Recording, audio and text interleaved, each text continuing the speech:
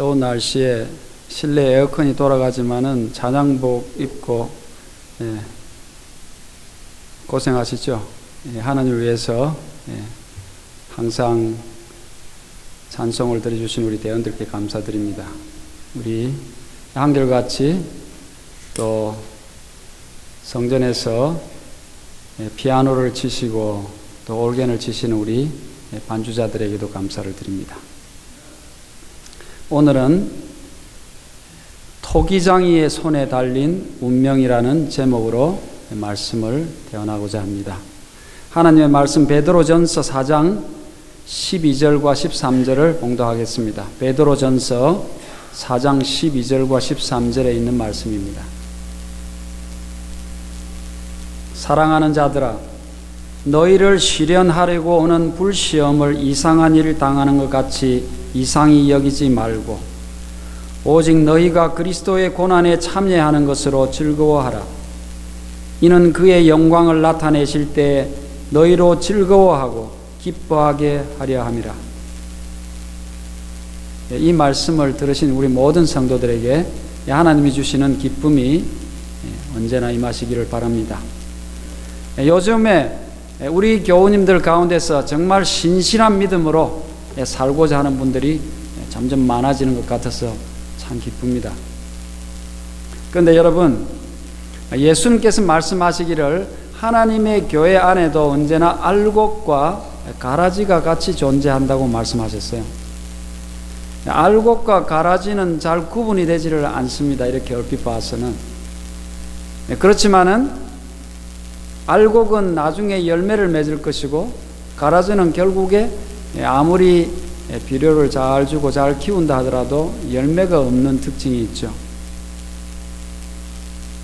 그런데 이제 자라면서 보면 이 농사를 잘 짓지 않는 사람은 잘 모르지만은 농사 전문가들은 이게 가라지인지 알곡인지 알죠, 보면.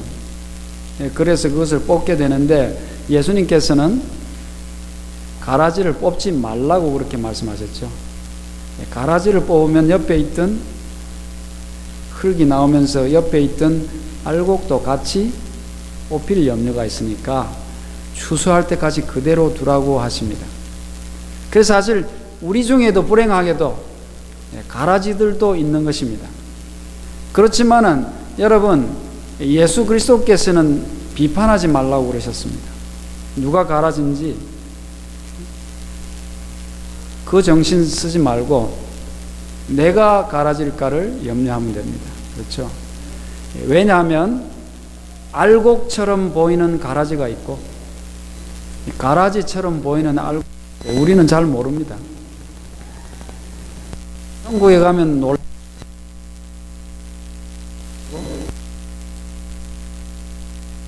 줄 알았는데 그 사람이 와 있어서 놀래고, 그 사람은 꼭 올 줄 알았는데 그 사람이 안 와서 놀랜다고.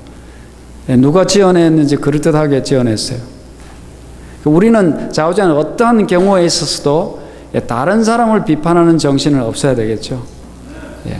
오직 내가 하나님께 얼마나 드려진 바 되고 내가 얼마나 열매 맺는 알곡으로 성장해 가고 있는가, 그것을 신경 써야 되겠습니다.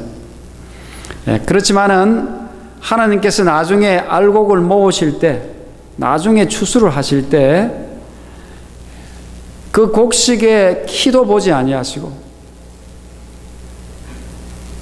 이삭이 얼마나 색깔이 좋은가도 보지 아니하시고 얼마나 모양이 좋은가를 보지 아니하시고 그 열매로 그들을 안다고 그렇게 하셨습니다. 열매를 맺어야 되는 것이죠. 그래서 우리들의 삶은 열매 맺는 그런 삶이 되어야 되겠습니다. 그런데 여러분, 흥미있는 사실은 하나님을 정말 잘 믿고 내가 정말 열매 맺는 삶을 살고 싶다고 결심을 했을 때 우리의 모든 삶과 생활이 평탄해지고 정말로 기쁨이 넘치면 좋겠는데, 우리가 하나님을 잘 믿으려고 결심하면 할수록 사실은 어려움이 생기고 시험도 세워진다는 사실입니다. 그래서 오늘 읽은 이 베드로가 하신 그 말씀에도 우리가 당하는 불시험을 이상한 일로 여기지 말라 그랬습니다. 이상하게 생각하지 말라 그랬습니다. 하나님을 잘 믿으면 하나님이 우리에게 복을 주셔서 모든 것이 잘 될 줄 알았는데 왜 하나님을 잘 믿으려는 나에게 이렇게 어려움이 생기는가 할 때 이상하게 생각하지 말라는 말입니다. 또 하나님을 좀 잘 믿어 보려는 사람을 왜 건드리는 사람이 그렇게 많은지 그럴 때 이상하게 생각하지 말라는 것입니다. 예수님을 믿으면 만사가 형통하고 평안했으면 좋겠는데 그렇지가 않습니다. 여러분, 사실은 예수 그리스도를 믿어서 세상에서 평안해지고 잘 살기를 원하는 그런 믿음은 접어야 할 시대가 되었습니다. 지금은 예수를 믿으면 돈도 잘 벌고 예수님을 잘 믿으면 병도 안 생기고 예수님을 잘 믿으면 자식도 잘 되고 한다는 복음을 전하는 시대는 지났습니다. 지금은 그런 거짓말을 해서는 안 됩니다. 그것은 맞는 말일 수도 있지만은 그것이 우리의 목표가 되어서는 안 됩니다. 지금은 깨어서 근신할 때고 정말로 두렵고 떨리는 마음으로 우리의 구원을 이루어야 할 때입니다. 우리의 모든 신앙의 기준을 하나님에게 맞추고 하나님의 처분을 기다리는 신앙으로 들어가야 될 때입니다. 여러분, 요즘이 어떤 세상입니까? 요즘에 얼마나 이 사람들의 혼이 나가 있는 시대예요. 어떻게 보면 사고도 많아지고 질병도 왜 그렇게 많은지요? 여러분, 우리가 언제 정말 우리 가운데서 어떤 질병이 발견돼서 수술을 받을지 모르는 그런 시대가 되었습니다. 지금은 정상적으로 돌아가는 시대가 아닙니다.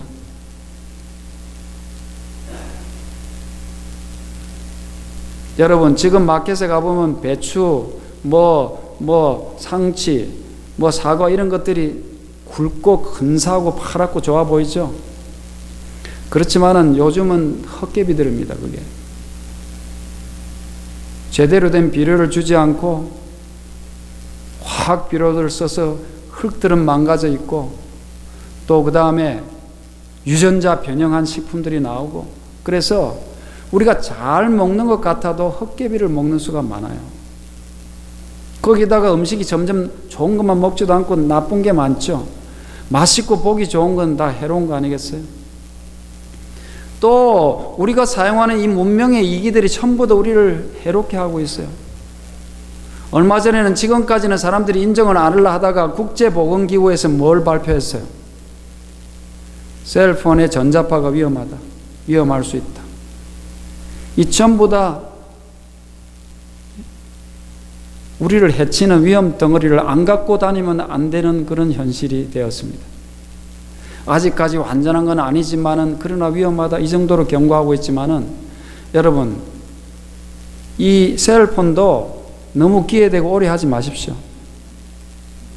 이 전화가 올 때 이렇게 귀에 대고 하는 거는 마이크로웨이브에 머리를 넣고 있는 거와 마찬가지라고 합니다.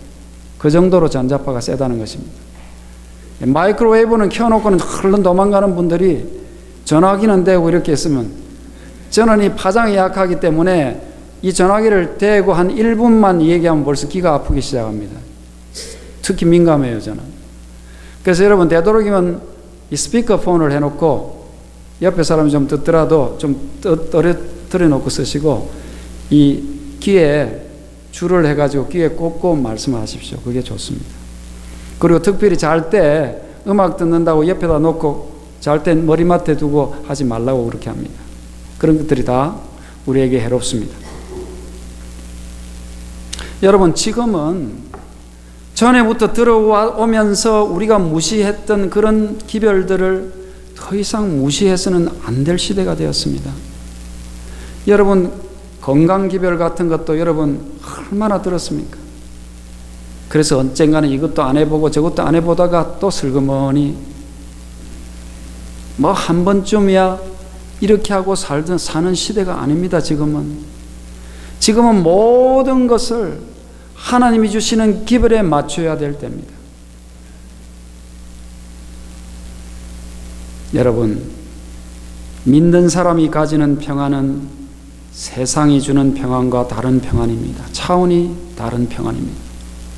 하나님을 믿었을 때 하나님이 주시는 우리의 축복은, 하나님이 주시는 평안은 세상과 다른 것입니다. 차원이 다른 것입니다.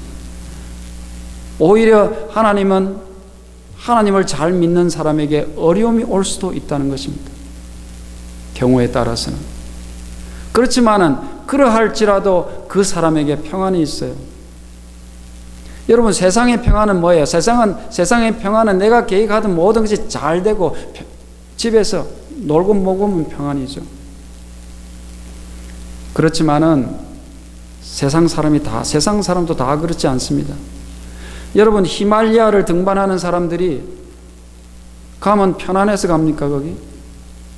그 무거운 걸 자기 돈 들여가지고 그 무거운 걸 메고 집에 있으면 평안할 텐데, 그 산에 올라가면 돈이 있습니까? 거기 올라가면 밥이 있습니까? 올라갑니다. 점점 올라가면 산소가 부족하죠. 나중에는 발 한 번 띄워놓는 게 온몸에 힘이 들어가는 것처럼 힘든, 그것을 올라가서 꼭대기를 올라가는 게 뭐예요? 그 사람들은 집에 평안하게 누워있는 것보다 그 등정에 성공해서 힘을 들여서 고생하는 것이 더 마음이 편한 겁니다. 그 사람에게는. 집에 있으면 좀 있으셔서 못 있어요. 하나님을 믿는 평안은 만사가 다 막 넘치게 있어가지고 가만히 쉬는 평안이 아니에요. 어떤 목표를 가지고 우리에게 진정한 가치가 행복을 가질 수 있는 그런 어떤 일을 어렵지만은 극복함으로써 얻는 평안일지도 모릅니다. 그러므로 요한복음 14장 27절에 예수님께서 평안을 너희에게 끼치노니 곧 나의 평안을 너희에게 주노라. 내가 너희에게 주는 것은 세상이 주는 것 같지 아니하니라. 너희는 마음에 근심도 말고 두려워하지도 말라고 말씀하셨습니다. 나의 평안, 예수님의 평안, 예수님이 주시는 평안은 세상이 주는 것하고 어떻다고요? 다르다고 하는 것입니다. 같지 않다고 하시는 것입니다. 요한복음 16장 33절에도 예수님이 이렇게 말씀하셨어요. 이것을 너희에게 이르면 너희로 내 안에서 평안을 누리게 함이라. 어디에서 평안을 누린다고요? 내 안에서, 예수님 안에서 평안을 누리게 합니다. 그러면서 세상에서는 너희가 환난을 당하나 담대하라. 내가 세상을 이기었노라. 내 안에서 평안을 누리면 세상에서 잘 된다고 하지 않고 세상에서는 뭘 당한다고요? 환난을 당하나 담대하라는 것입니다. 디모데후서 3장 12절에도 이 바울이 이렇게 말했어요. 무릇 그리스도 예수 안에서 경건하게 살고자 하는 자는 핍박을 받으리라 그랬습니다. 방금 예수님께서도 그랬죠. 내 안에서 평안을 누리는데, 내 안에서 평안을 누리려고 하는데 세상에서는 너희가 환난을 당할 거라고 하지 않습니까? 바울도 예수 안에서 경건하게 살고자 하는 자는 핍박을 받는다고 하는 것입니다. 왜 그럴까요? 왜 예수님 잘 믿으려고 하는데 하나님은 어디 가시고 핍박을 받을까요? 여러분, 우리가 정말 회개하고 하나님을 잘 믿으려고 할 때 하늘에서는 기뻐하죠.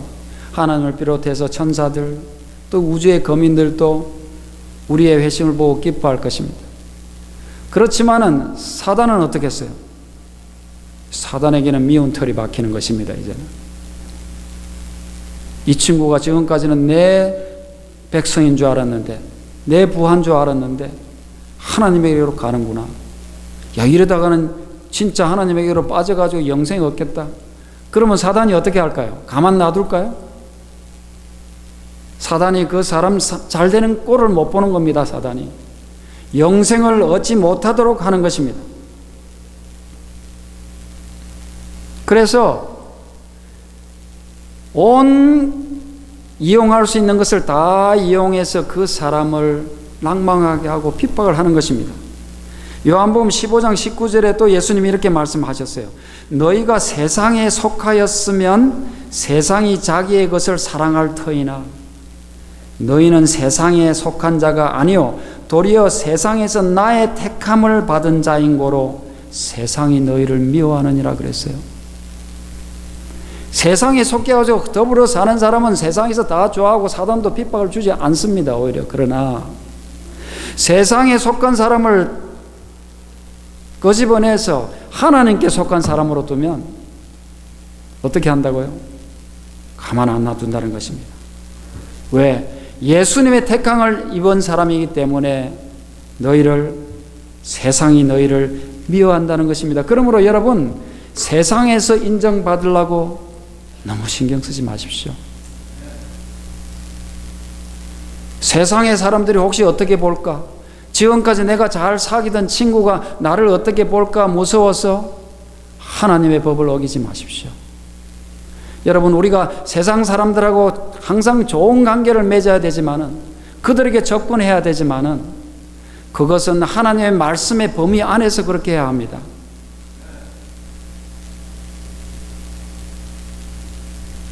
베드로전서 4장 3절부터 5절에 참 재미있는 말씀이 있는데 한번 들어보시겠어요? 베드로전서 4장 3절부터 5절입니다. 너희가 음란과 정욕과, 이 나쁜 거는 다 나오는데 한번 들어보세요.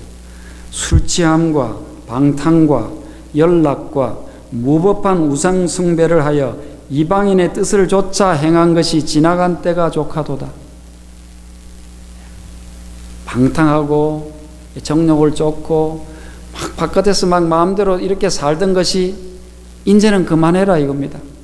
이제 그만 됐다. 이제 지나간 것이 족하다는 것이죠.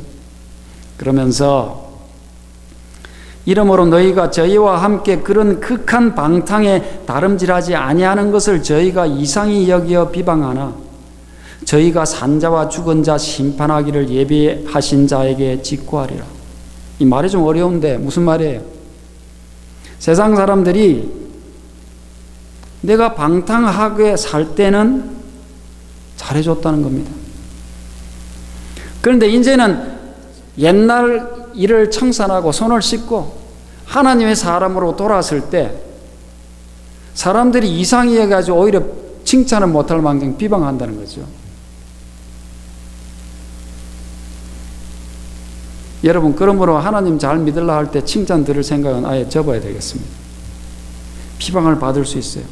그렇지만은 그렇게 하는 사람들이 산자와 죽은 자를 심판하실 그 하나님 앞에서 이실직고해야 될 때가 올 것이라는 것입니다. 여러분, 하나님 앞에서 인정을 받아야 되겠습니까? 세상 사람 앞에서 인정을 받아야 되겠습니까?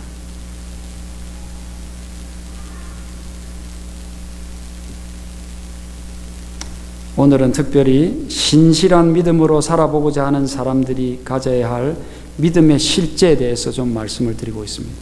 믿음의 실제. 하루는 하나님께서 예레미야에게 명령하셨어요. 예레미야 선지자에게 하나님께서 예레미야야, 토기장이 집에 한번 가봐라. 그렇게 명령을 내렸었어요. 그래서 하나님이 토기장이 집에 가라 그러니까 가야 되죠. 토기장이가 뭐 하는 거죠? 그릇 만드는 겁니다. 그릇. 진흙을 가지고 이겨서 그릇 만드는데, 그래서 이제 하나님의 말씀에 따라서 토기장이 집으로 가보니까 토기장이가 진흙을 뭉쳐가지고 그 진흙을 빙빙빙 돌아가는 물레에 얹어놓고는 그릇을 만들고 있어요. 그러니까 가만 구경을 하고 있으니까 어떤 데는 잘 만들어지는 것도 있고 또 큰 그릇도 만들고 작은 그릇도 만들고 좀 둥근 것도 만들고 길쭉한 것도 만들고 별걸 다 만들겠죠. 그런데 이렇게 만들다가 잘 못되면 가차없이 그걸 부셔버리고 다시 만들고 이런 모습을 보게 된 것입니다. 그것을 보고 있으니까 하나님께서 예레미야에게 말씀하셨습니다. 예레미야서 18장 6절에 있는 말씀입니다. 나 여호와가 이르노라. 이스라엘 족속아, 이 토기장이에 하는 것 같이 내가 능히 너에게 행하지 못하겠느냐? 이스라엘 족속아, 진흙이 토기장이의 손에 있은 같이 너희가 내 손에 있느니라. 토기장이가 자기 마음대로 부시든 크게 만들든 작게 만들지 토기장이 전적으로 토기장이 손에 달려있듯이 하나님의 백성도 누구 손에 달려있다고요? 하나님 손에 있다는 것입니다. 어떤 그릇이 자기가 그렇게 되고 싶어서 되는 게 아니고 토기장의 정권에 달려있죠. 우리도 하나님 손안에 있다는 거죠. 너희들이 내가 이렇게 되겠다 저렇게 되겠다 하지 말라는 말씀 아니겠습니까? 그래서 기분 나쁩니까 여러분? 내가 좀 뭘 해야 되겠는데 하나님이 너희들은 진흙덩어리고 내가 해주는 대로 너희들 해야 돼 이러니까 기분이 안 좋습니까? 이보다 더 큰 축복이 어디 있습니까? 아니 나를 갖다가 하나님이 주물러서 하나님의 뜻대로 만들어 주신다는데 이보다 더 큰 영광이 어디 있겠습니까? 그런데 사람들이 그걸 잘 모르죠. 내 뜻대로 하려고 하죠. 우리는 하나님이 하시는 일에 대해서 잘잘못을 따질 수 없습니다. 하나님은 만드실 수도 있고 부실 수도 있고 큰 그릇을 만드실 수도 있고 작은 그릇을 만드실 수도 있는 것입니다. 그래서 이사야서 45장 99절에는 이렇게 말씀했어요. 질그릇 조각 중 한 조각 같은 자가 자기를 지으신 자로 더불어 다툴진대 화 있을진저 진흙이 토기장이를 대하여 너는 무엇을 만드느냐 할 수 있겠으며 너의 만든 것이 너를 가리켜 그는 손이 없다 할 수 있겠느냐.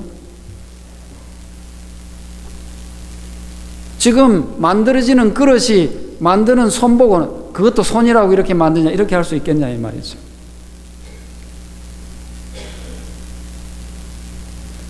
여러분 우리는 토기장이신 하나님을 신뢰해야 합니다.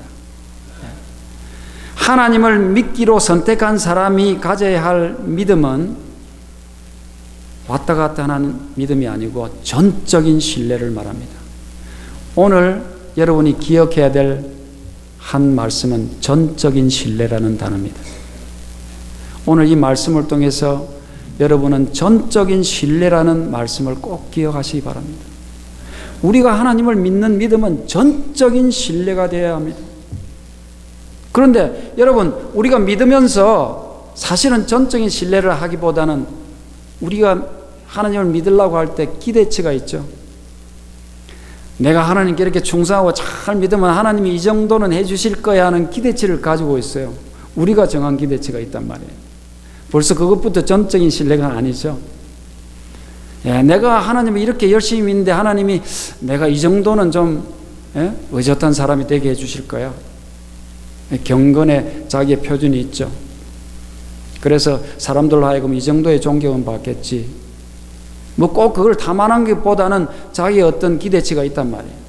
또 내가 하나님을 신실히 믿고 또 하나님에게 헌금도 바치고 구제사업도 하고 하면 하나님께서 이 정도의 생활은 하게 해주시겠지. 그런 기대치가 있죠. 설마 다른 사람은 이 경제 위기에서 다 나가 떨어져도 나만큼은 하나님이 그래도 뭐 상류는 안 돼도 중상류 정도는 하게 해주시겠지. 이런 기대치 없습니까? 다른 사람이 다 무슨 뭐 성인병이다 뭐다 뭐 사고다 해가지고 다 나가 떨어져도 나는 하나님이 병이 안 걸리게 해주시겠지. 하나님 잘 믿으면. 그래서 자기만 그렇게 하냐 다른 사람도 병에 걸리면 저 하나님 잘 못 믿어서 그랬구나. 그런 하지 안 해야 될 생각도 하고 또 하나님을 내가 이 정도 믿으면 사람들이 나한테 이 정도는 하게 해주시겠지. 대인관계에 있어가지고 이 정도 존경받고 살겠지. 이런 기대치가 있는 것입니다. 그래서 여러분 우리 믿는 사람이 한다는 기도조차도 어떤 기도를 합니까 보통? 하나님이 이 정도는 해주십시오 하는 그 기대치를 구하는 기도를 하지 않습니까 보통? 하나님 내 믿음이 이 정도, 내 자식은 이 정도, 우리 집 살림은 이 정도, 사업은 이 정도, 그런 거 아닙니까 여러분? 그런데 하나님이 그것을 그대로 들어주시면 문제가 뭐 좀 간단할지 모르는데 문제는 내 기대치와 상반된 응답이 올 때 그때 문제가 되는 거예요. 여러분 지금은 말이죠. 옛날에는 기도의 능력을 기대의 목록을 적어놓고 그 목록이 하나님이 몇 월 며칠 날 이루어주시고 이걸 이루어주시고 하는 걸 가지고 좋은 기도라고 생각했습니다. 여러분 그건 구식입니다. 이제는 우리는 그런 생각에서 벗어나야 됩니다. 이제는 내가 목록 적어놓은 게 하나님이 원하시는 것인지 아니신지 어떻게 합니까? 그것이 아무리 내가 고생하는 것이라 할지라도 모르는 것입니다. 그래서 여러분, 그렇다고 또 목록들을 없애지 마십시오. 우리가 구하는 것은 우리의 자유입니다. 그것이 우리 기도의 전체가 되어서는 안 된다는 말이죠. 그것은 가장 수준이 낮은 기도입니다, 사실은. 그러나 그런 기도도 해야 됩니다. 우리 아버지한테 내가 이 필요합니다 말 못하겠어요? 당연히 할 수 있습니다. 다. 하나님 오늘도 잘 보호해 주시고 이런 기도 해야 됩니다. 그렇지만은 그게 내 기도의 다가 되어서는 안 되는 것입니다. 오히려 내 기도는 뭐가 되어야 될까요? 내가 어떻게 하나님에게 드려진 바 될 수 있는가? 내가 하나님을 위해서 어떻게 살아야 하는가? 무엇을 할 수 있는가? 이런 기도가 되어야 됩니다. 그래서 목록도 맨날 이거 주시오, 이거 주시오 하는 목록이 아니고, 제가 목록도 적어보라 그랬죠? 헌신의 목록들이 더 많아져야 됩니다. 기도도. 그래서 여러분, 우리의 기대치와 상반되는 응답을 하나님이 해주실 때 그 반응이 어떻겠어요? 다수는 실망합니다. 내가 이렇게 열심히 믿는데 하나님이 이렇게 나를 대우하시나? 그렇지만은 그 중에서도 하나님을 의심하지 아니하고 하나님의 뜻을 받아들이는 사람들이 있죠. 그렇게 해야 됩니다. 여러분, 우리가 언제나 견지해야 될 믿음은 전적인 신뢰입니다. 내가 정말 양심적으로 하나님을 믿기를 원하고 하나님이 토기장이시라는 것을 내가 믿는다면 하나님의 처분에 늘 감사할 수 있어야 됩니다. 그렇지 않고는 범사에 감사할 수가 없죠. 하나님이 범사에 감사하라 그랬는데 내가 지금 다리가 부지러지는데 어떻게 감사할 수 있어요? 잘 돼야만 감사하지. 그렇지만은 그것도 하나님의 허락하심하에서 일어난 줄을 알고 우리는 감사할 수 있는 사람이 되어야 되는 것입니다. 비록 내가 죽는 한이 있다고 할지라도. 그래서 이 치료봉사라는 책에 이런 말씀이 있어요. 473페이지에 우리의 계획이 반드시 하나님의 계획과 일치되는 것은 아니다 그랬어요. 그렇죠? 하나님이 보시는 계획을 우리가 어떻게 알겠어요? 하나님께서는 다윗의 경우에서처럼 우리 자신이 가장 좋다고 생각하는 의도를 버리는 것이 우리 자신과 당신의 사업을 위하여 최선의 길임을 보고 계실지도 모른다 그랬어요.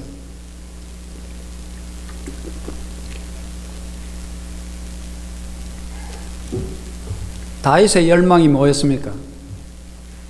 하나님을 위해서 뭘 짓고 싶었죠? 성전을 짓고 싶었어요. 얼마나 좋은 열망입니까? 하나님의 성전을 내가 짓고 싶다는 그 열망. 그런데 하나님은 뭐라 그러셨죠? 너는 안 된다 그랬습니다. 그럴지도 모른다는 거죠. 여러분, 여러분이 돈을 많이 벌어가지고 내가 500만 불을 내가지고 이 교회를 지어주겠다. 그런데 너는 안 돼. 그러면 기분 좋겠습니까? 안 좋겠습니까? 대단히 섭섭하겠죠. 다윗이 그렇게 된 겁니다. 그렇지만은 다윗은 그것이 하나님이 원하시는 일이 아니기 때문에 그것을 받아들였습니다. 오히려 내가 짓지는 못하지만은 그 재료라도 모아놔야 되겠다, 장만해야 되겠다 해서 열심히 일했던 사람입니다. 그러나 우리가 확신할 수 있는 한 가지는 하나님의 영광을 위하여 자기 자신들과 그들이 소유하고 있는 모든 것을 진정으로 바치는 사람들은 그분께서 축복하시고 그분의 사업의 발전을 위하여 사용하신다는 사실이라는 것입니다. 그러므로 여러분, 우리는 비록 내가 원하는 그 일은 아닐지라도 내가 하나님께 드려진 바 되기 위해서 전적으로 하나님을 신뢰할 때는 하나님이 무엇일지는 모르지만 우리를 사용하신다는 것입니다. 그래서 하나님께서 내가 진심으로 하나님을 섬기는 마음으로 뭔가를 하려 할 때 그것을 못하게 하시면 내가 할 수 있는 하나님이 더 잘 아시는 나에게 필요한 그것을 하게 하심으로써 균형을 맞춰주신다는 것입니다. 그러므로 우리가 가지고 있는 믿음은 정말로 세상이 말하는 믿음과는 다른 것입니다. 히브리서 11장 1절에 보면 믿음의 정의가 잘 나와 있는데 참 이해하기 힘든 정의예요. 믿음은 바라는 것들의 실상이요 보지 못하는 것들의 증거라고 그렇게 되어 있어요. 그러니까 믿음이라는 것은 지금 가졌단 말이에요, 안 가졌단 말이에요? 가지지도 못했어요. 바라고만 했어요. 가지지만 못한 게 아니라 뭐 또 못했어요? 본 일도 없어. 보지도 못했어. 가지지도 못하고 보지도 못한 것을 믿는 것을 믿음의 정의라고 내려놨어요. 여러분, 그렇다면 그 믿음의 근거가 어디 있습니까? 어찌 가지지도 못하고 보지도 못한 것을 믿을 수가 있어요? 제가 말하면 믿겠습니까? 여러분, 제가 무슨 약속을 한다면 믿을 게 있고 못 믿을 게 있죠. 제가 6월 말일에 우리 집에 12시까지 오시면 점심을 대접해 드리겠습니다. 그러면 여러분 믿어야 되겠어요? 안 믿어야 되겠어요? 그럼 믿죠. 제가 그래 놓고 어디 뭐 놀러 가겠습니까? 그런데 제가 여러분 보고 6월 말일에 우리 집에 12시까지 오시면 100명까지 한해서 10,000불씩 드리겠습니다. 믿겠습니까? 안 믿겠습니까? 저 양반이 요새 덥더니 조금 더위를 잘못 먹은 이렇게 안 하겠어요? 어떤 것을 믿는다는 것은 그 믿음의 대상에 대한 확고한 뭐가 있기 때문에 믿는 거죠. 그런데 우리가 가지지도 못하고 보지도 못하는 것을 믿는 이유는 그것이 누가 하신 말씀이기 때문에 믿는 거예요. 하나님이 하신 말씀이기 때문에 믿는 것입니다. 제가 말한 것이라면 봐도 믿을까 말까 하는데 어떻게 보지도 못하고 가지지도 못한 것을 믿겠습니까, 여러분? 여러분, 그러므로 우리의 믿음의 근원은 하나님의 말씀에 있는 것입니다. 천지를 창조하신 하나님의 말씀, 하나님이 말씀하셨으므로, 하나님이 약속하셨으므로 믿는 것입니다. 그래서 믿음은 들음에서 나며 들음은 어디에서 난다고요? 그리스도의 말씀으로 난다고 그랬습니다. 그리스도께서 하나님께서 말씀하셨으므로, 하나님이 말씀하셨으므로 그것을 믿는 것입니다. 그러므로 우리가 전적인 하나님의 말씀에 대한 신뢰를 하기 위해서는 하나님 자체를 믿어야 되겠죠. 여러분, 우리가 믿는 하나님은 어떤 하나님이세요? 먼저 우리의 하나님은 전지전능하신 하나님입니다. 전지는 뭐죠? 모든 것을 모르는 게 없어 다 아신다는 말이에요. 전지. 전능은 뭐죠? 모든 것을 다 하실 수 있다는 말입니다. 불가능이 없어요. 모든 것을 다 아시고 모든 것을 하실 수 있는 하나님이기 때문에 믿는 거예요. 하나님이 이걸 하실 수 있을까? 이걸 아실까? 이래다가는 그러면서 어떻게 하나님의 말씀을 보지도 않고 믿겠어요. 그죠? 어떤 장로님이 이런 설교를 하는 것 옛날에 들은 일이 있어요. 참 요새 세상이 어떻게 악한지 하나님도 아마 이 에덴 동산에서 아담과 이브를 지었을 때 이렇게까지 사람이 나빠질 줄은 몰랐을 거라고 그렇게 설교를 하시더라고요. 하나님이 정말 몰랐을까요? 그분은 하나님의 그 능력을 제한하려고 하는 것이 아니고 이렇게 세상이 악해졌다는 걸 강조하기 위해서 그 말을 하신 것 같아요. 여러분, 하나님은 전지전능하신다는 사실을 믿어야 합니다. 그게 기본이 안 돼 있으면요, 하나님이 의심이 되는 거죠. 그 다음에 그 전지전능하신 하나님이 사랑의 하나님이라는 사실을 믿어야 합니다. 전지전능하신 분이 심술구전분이면 어떻겠어요? 아니, 바보 같은 게 심술 같으면 별로 겁이 안 나는데 전지전능하신 분이 심술구전면 큰일 나겠죠. 다행하게도 하나님은 전지전능하신 하나님은 하나님 자체가 사랑이세요. 하나님이 하시는 모든 일은 사랑입니다. 그래서 하나님이 말씀하시면 그게 사랑이에요. 하나님이 만드시면 그것이 사랑이고, 하나님이 하신 말씀을 들으면 그냥 사랑으로 들어가는 것입니다. 그 다음에 전능하신 하나님이 사랑의 하나님이신데 나하고 관계가 없으면 무슨 소용이 있겠어요? 그 하나님이 나를 사랑하신다는 사실을 믿어야 합니다. 그 하나님이 옆집 아저씨를 위해서 십자가에 돌아가시기도 했지만은 나를 구원하기 위해서 세상에 오셨다는 사실을 믿어야 하는 것입니다. 저놈들을 위해서도 지금 하나님이 돌아가신 거예요. 십자가에. 사랑하십니다.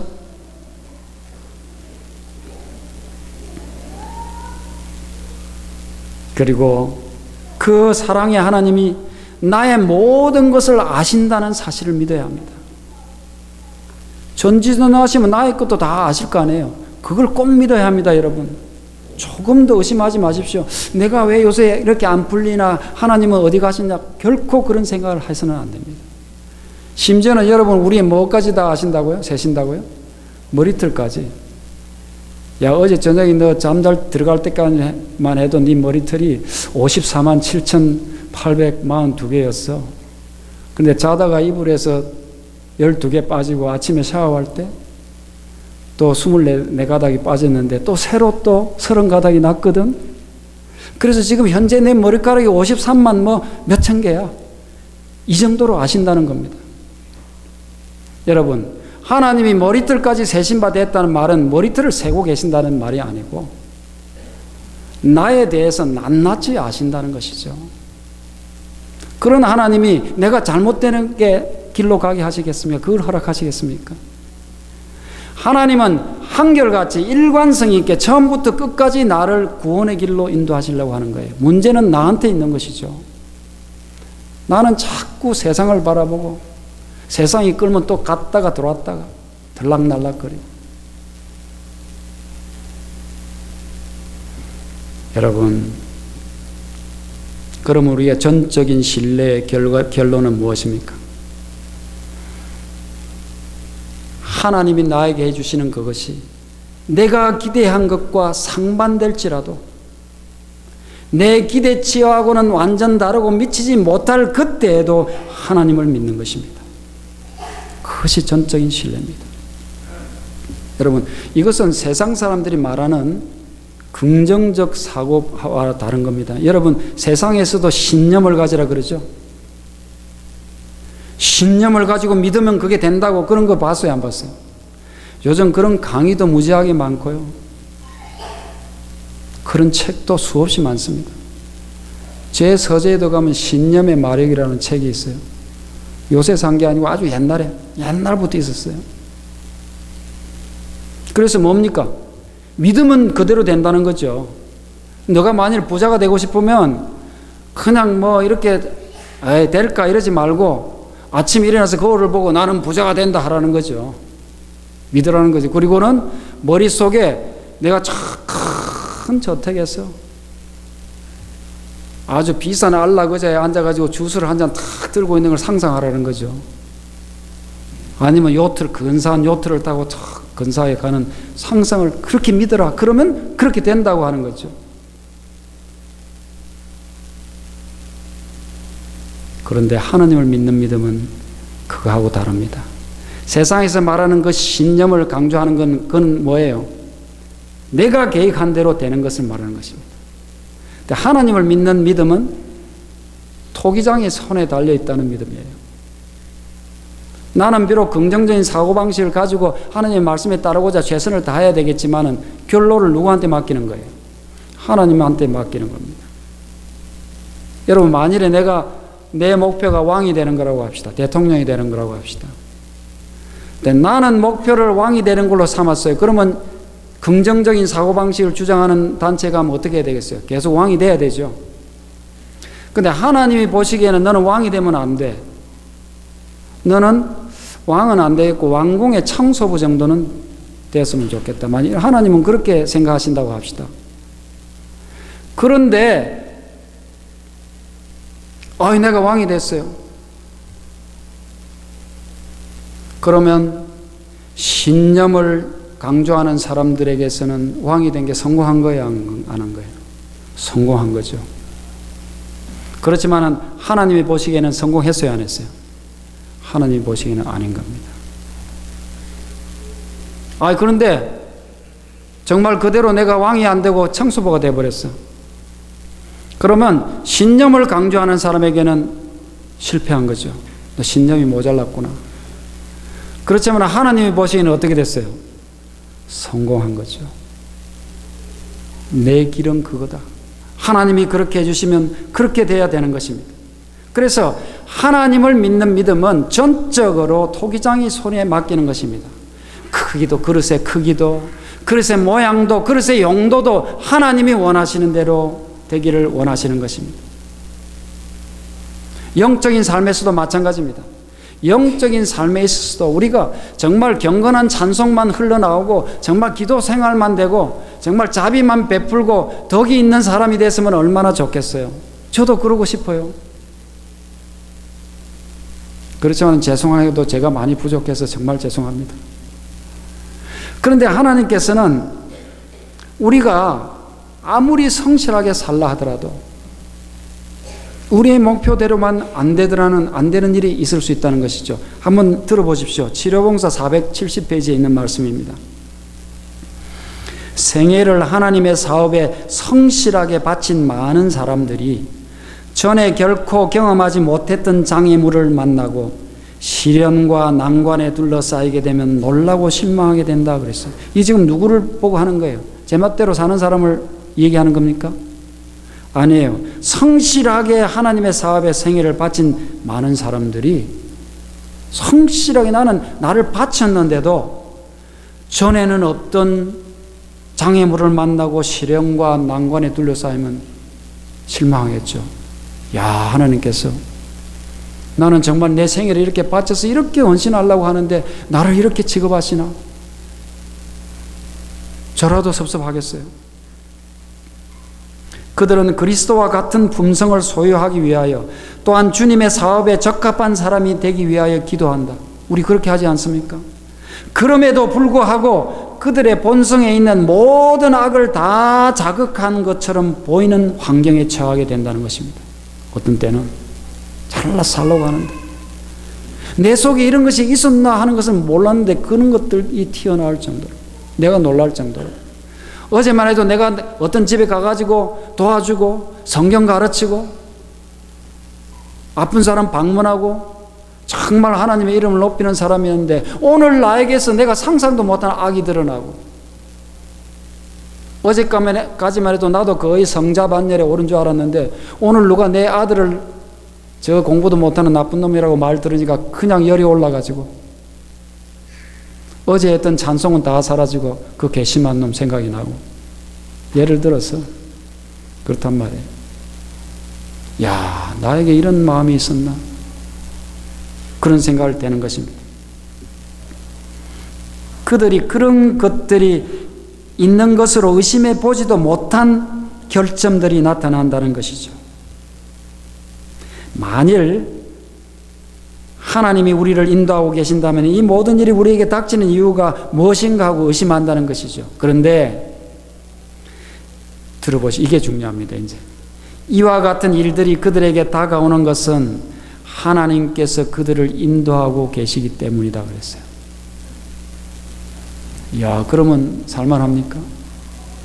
여러분, 하나님을 믿을 때 내가 항상 경건함만 보이고 내가 하나님께 감사 찬송만 나올 수 없다는 걸 아셔야 됩니다. 너무 실망하지 마세요. 예? 어떤 훌륭한 장로님이 그래서 또 뭐 어떤 목사가 저 사람 경건한 줄 알았는데 저 성질 더럽네. 그럴 때 있을 수 있죠. 그럴 때 너무 욕하지 마세요. 하나님이 그렇게 하도록 하신다는 거예요. 시련과 장애는 주님께서 택하신 훈련의 방법이며 또한 그분께서 정하신 성공의 조건이라 그랬어요. 사람들의 마음을 아시는 하나님께서 그들의 성품을 그 사람이 아는 것보다 더 잘 아셔가지고 어떤 사람에게는 올바르게 지도하기만 하면 당신의 사업을 발전시키는데 사용될 수 있는 능력과 감수성이 있다는 것을 아신다는 거죠. 그래서 이 사람은 잘 키우면 나를 위해서 좋은 종이 되었구나 하는 사람들을 그런데도 불구하고 내가 모르는 악한 것들이 안에 있지 않습니까? 그거를 어떤 계기를 통해서 드러나게 하신다는 것입니다. 이렇게. 하나님께서는 당신의 섭리로서 그와 같은 사람들을 각기 다른 위치와 여러 가지 환경에 처하게 하심으로 그들이 지금까지 알지 못한 채 감추어져 있는 결함들을 그들의 성품에서 발견하게 하신다는 것이죠. 그래서 그분께서는 그들에게 이와 같은 결함들을 교정하고 당신의 사업에 적합하게 될 수 있는 기회를 주십니다. 그래서 때때로 그분께서는 고난의 불이 그들을 엄습하도록 허락하심으로써 그들이 정결해지게 하신다. 여러분, 내가 이렇게 회개하려고 그러는데 엊그제 어떤 분이 저한테 전화를 했어요. 내가 어떤 때는 정말 내가 하나님을 의지하고 예수님만 바라보고 살고 싶은데 이렇게 기쁘다가도 한순간에 또 그냥 실망이 오고 낙담이 오고 의심이 생기고 그런데요. 그럴 수 있어요, 없어요? 그럴 수 있다는 거죠. 그럴 때 내 존재를 하는 것입니다. 나는 한시도 예수 그리스도의 도움이 없이는 내가 어느 정도 수준이 됐다는 건 있을 수가 없는 겁니다, 사실은. 하나님의 처분에 맡겨야 되는 것입니다. 우리가 시련을 견디도록 부르심을 받은 사실은 주 예수님께서 개발시키기를 바라시는 귀중한 무엇을 우리 속에서 보고 계시다는 것을 보여준다는 것입니다. 그래서 하나님께서는 쓸모없는 사람을 연단하기 위해서 시간을 허비하지 않는다는 것이죠. 그러므로 여러분, 내가 하나님을 잘 믿으려고 하나님께 충성하려고 하는데 왜 나를 칭찬을 하기 그냥 나를 그렇게 갈구고 그냥 끌어내리려고 그러고 하냐, 나 더 못 다니겠다, 이런 건 하지 마십시오. 그런 결점들을 그 사람들을 시켜서 나에게 보여주심으로써 내가 그것을 극복하게 해주신다는 거죠. 그래서 언젠가는 내가 어떤 시련에도 하나님 이름을 영광 돌리는 사람이 될 수 있을 때 적합한 일에 쓰시는 것입니다. 그래서 장차의 생애에서는 이 말은 무슨 말이냐면 구원받은 다음에는 우리가 이제 예수님이 오셔가지고 구원받은 다음에는 이 땅에서 우리를 괴롭게 하고 실망케 했던 신비들이 밝혀질 것이라는 것입니다. 그때 내가 그렇게 하나님을 믿으려는데 왜 나한테 그런 어려움이 생기고 왜 사업이 망하고 내가 왜 또 병이 그렇게 걸렸었고 왜 사람이 나를 그렇게 괴롭히고 왜 그래서 나는 그 신비들이 밝혀질 것이라는 거죠. 우리는 응답을 받지 못했던 것으로 보였던 우리의 기도와 좌절당했던 희망이 우리에게 가장 큰 축복이었다는 것을 알게 될 것이다 그랬습니다. 그러므로 여러분, 전적인 신뢰는 세상 사람들이 보기에 잘 되는 것만 복이 아니고 정말 그것이 우리를 좌절케 하고 우리를 망하게 하는 그것이 우리에게 가장 큰 축복이 지금 되기 때문에 하나님이 허락하신다는 사실을 믿는 믿음인 것입니다. 여러분, 지금은 우리가 원하는 목표를 그대로 이루어지기를 구하는 시대가 아닙니다. 하나님의 뜻이 내 안에서 이루어지기를 구해야 되는 시대입니다. 하나님께 대한 전적인 신뢰를 해야 합니다. 그래야만 하나님이 주시는 평안으로 들어갈 수 있어요. 내 목표대로 되게 기도하면 내 목표가 안 되면 어떻게 평안입니까? 예수님이 주시는 평안 속으로 들어갈 수가 없어요. 전적인 신뢰. 토기장이가 하나님이시기 때문에 하나님에게 처분을 맡기는 신뢰가 구축될 때만 우리는 예수님의 평안 속으로 들어갈 수 있는 것입니다. 여러분, 우리의 운명을 하나님의 손에 맡기지 않겠습니까? 하나님의 손에 우리의 모든 것을 의탁해야 합니다. 어떤 때는 하나님께서 우리를 부실지 모릅니다. 어떤 때는 하나님께서 정말 근사하게 지금 거의 만들어져 가는데 다시 부실지도 모릅니다. 나는 큰 그릇이 되고 싶은데 하나님이 확 부셔가지고 그냥 간장종지 정도밖에 안 받으실지도 몰라요. 어떤 때는 나는 그냥 찻잔 정도만 돼가지고 그냥 적당히 살면 좋겠는데 하나님이 나를 자꾸 뭉쳐서 빚으시더니 저 국전에 출품할 아주 마스터피스로 만드실지도 몰라요. 우리는 하나님의 계획을 알 수 없어요. 우리가 할 수 있는 것은 오직 하나님 앞에 우리의 모든 뜻을 맡기는 것입니다. 하나님이 주시는 모든 명령에 순종하고 하나님의 말씀을 따라서 사는 것입니다. 묵묵히. 여러분, 하나님의 말씀에 순종하시기 바랍니다. 하나님의 명령에 순종해야 합니다. 세상의 인정을 받기 위해서, 세상의 친구를 잃지 않기 위해서 하나님의 명령을 어기는 일을 하지 않아야 합니다. 하나님을 영광 돌리고 살아야 합니다. 여러분, 지금은 시간 낭비할 때가 아닙니다. 하나님이 말씀하시는 그 작은 부분에 있어까지도 이 정도야 할 때가 아닙니다. 여러분, 지금 세상이 곧 끝납니다. 여러분, 우리는 정말로 별로 귀중한 것 같지도 않고 내가 이해 못하는 부분이 있다 할지라도 그것마저도 하나님이 말씀하셨기 때문에 하나님, 그것을 내가 할 수 있도록 해 주십시오. 내 힘으로는 안 되니까 성령의 임재를 구하고 성령의 도움을 구하면서 하나님의 전적인 지배 아래 들어가기 위해서 성령을 구하고 몸부림쳐야 될 때입니다. 그래서 하나님께서 우리에게 가라지가 아니고 열매를 맺게 해주시는 그 열매는 성령의 열매입니다. 성령의 9가지 열매, 어제 저녁에 배우셨죠? 그 열매를 맺어야 될 때입니다. 여러분, 그러므로 우리는 기도해야 합니다. 간절히 기도해야 돼요. 쉬지 말고 기도해야 합니다. 또 하나님의 말씀 없이 사는 날이 없어야 합니다.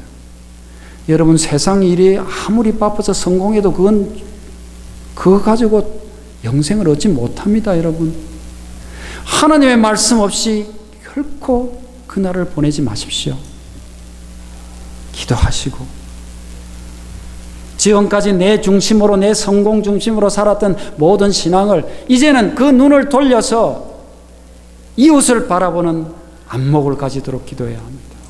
성령의 도우심으로 내 가족들을 바라보고, 내 친구들을 바라보고, 내 교회를 바라보고, 사회를 바라보고, 이 세상을 바라보는 안목을 가질 수 있도록 기도해야 합니다. 그러면서 하나님, 내가 하나님의 손에 들려져서 하나님이 만들어주시는 그 귀한 그릇으로 할 수 있는, 사용될 수 있는 그릇이 되게 해주십시오. 기도해야 하는 것입니다. 골로새서 3장 12절에 이런 말씀이 있습니다. 그러므로 너희는 하나님의 택하신 거룩하고 사랑하신 자처럼 긍휼과 자비와 겸손과 온유와 오래 참음을 옷 입고, 누가 네게 혐의가 있거든 서로 용납하여 피차 용서하되 주께서 너희를 용서하신 것 같이 너희도 그리하고 이 모든 것 위에 사랑을 더하라 그랬습니다. 여러분, 하나님의 오실 시대를 기다리고 있는 지금, 하나님을 영광 돌리고 하나님의 추수장에 들어가서 함께 일해야 될 우리가 이제는 전적으로 하나님을 신뢰하고 토기장의 손에 완전히 의탁해서 그 하나님이 주시는 모든 일을 감사함으로 감당하고, 결코 하나님의 이름에 욕을 돌리지 않는, 하나님의 말씀에 어긋남이 없는 살기를 위해서 성령을 구하고 기도하고, 그렇게 영광된 삶을 살면서 주님이 주시는 평안 속으로 들어가는 우리 모두가 되기를 바라면서 말씀을 마치겠습니다.